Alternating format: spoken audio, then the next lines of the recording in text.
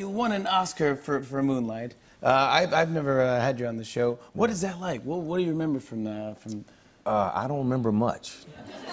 I don't. I had to go back and watch it on YouTube. What did you think of your performance on YouTube? Well, you know, it did all right. I walked past the dude and had to go back and give love to Jeff Bridges. Oh, the actual dude? Yeah, the actual dude. Yeah. But, you know, we had a baby like 4 days before, and my wife was 10 days late. So I was a little concerned that I wasn't even gonna make it to the Oscars, you know? So it ended up working out.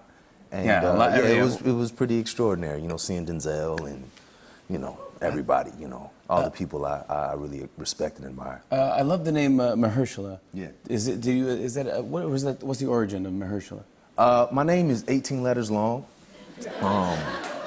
It's the longest word in the Bible, Mahershala Hashbaz, Isaiah chapter 8, verse 1 and 3. That's a long name. Yeah, so Mahershala is my nickname. People say, you know, what's your nickname? I'm like, Mahershala is my nickname.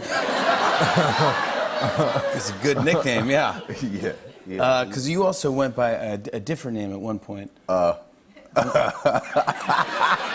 don't know if you know what I'm talking about, but I'm talking about my man Prince Ali, the rapper. This is... Oh, no. You know about that? Quest, you know? Yeah.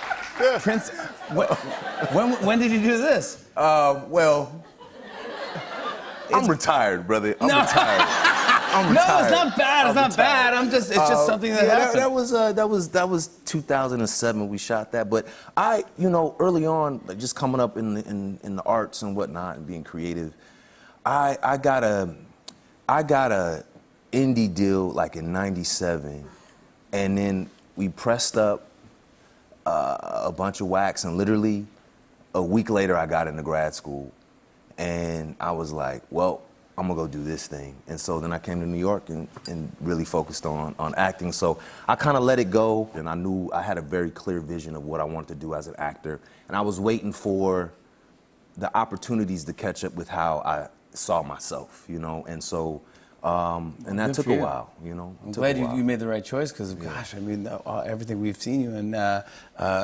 Moonlight and House of Cards, and now you're going to be in the new True Detective. Is that true? Yeah. I mean, come on, that's going to be great. Yeah, I'm excited about it. It's Nick Pizzolatto, the show creator. He did an extraordinary job with the season. It's 8 episodes over several decades. It's fantastic. That's going to be a big deal. And when is that? Do you know when that comes January 13th. on? January 13th. In the meantime, you guys have to go check out Green Book. This is my man Peter Farrelly directed this beautiful, beautiful movie. It is funny. It is heartwarming. It is. It's just a smart movie, and it's really just tells a beautiful story based on a true story. Yeah. Two gentlemen who go on a road trip. One of them, I play Dr. Don Shirley, who is a highly educated man, talented, extraordinary concert pianist, and he lives on top of Carnegie Hall, wealthy. And then this guy, this bouncer from the Bronx, who is a bit of a brute.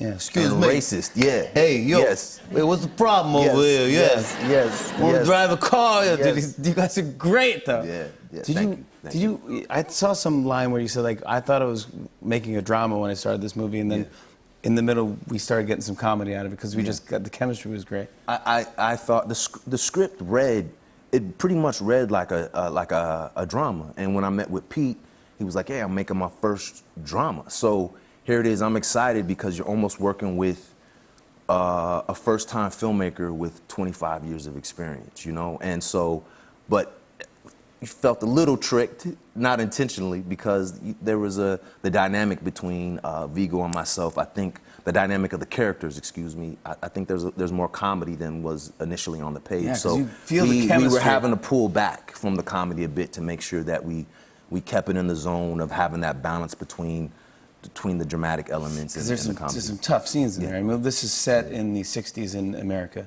And you're traveling through the South, and there actually is a thing called the Green Book? Yeah. Green Book was put together by Victor Hugo Green, who was a postal service worker in 1938.